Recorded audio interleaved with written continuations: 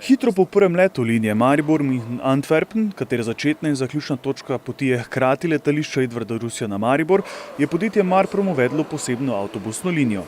Potnikom se z novo linijo omogoča tudi javni prevoz kot dopolnitev uvedbe nove letalske linije. V sodelovanju z Aerodromom Maribor in našim podjetjem Marprom smo uvedli to novo linijo.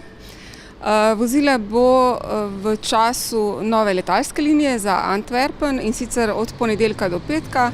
Avtobus na posebni liniji bo vsako smer peljal enkrat. Časovno pa je linija zastavljena tako, da bodo potniki avtobusu ili na odhodu, kot tudi prihodu. Hkrati pa bodo imeli dovolj časa za tako imenovan check-in. Torej, odhod nove linije je od ponedeljka do petka, odhod iz glavne avtobusne postaje ob 13:20. Vmes ima postanke pri trgovskem centru City, na Primorski ulici v Mariboru in v križišču v Hočah. Povratek iz letališča Maribor pa je ob 14:40 vsak dan. Na avtobus bodo potniki lahko vstopili na različnih postajah. Cena vozovnice prevoza na dani relaciji je v primerjavi s taksijem občutno ugodnejša, zaradi česar lahko pri Marpromu računajo na več potnikov. Karte je enosmerna 6 € in povratna 10 €.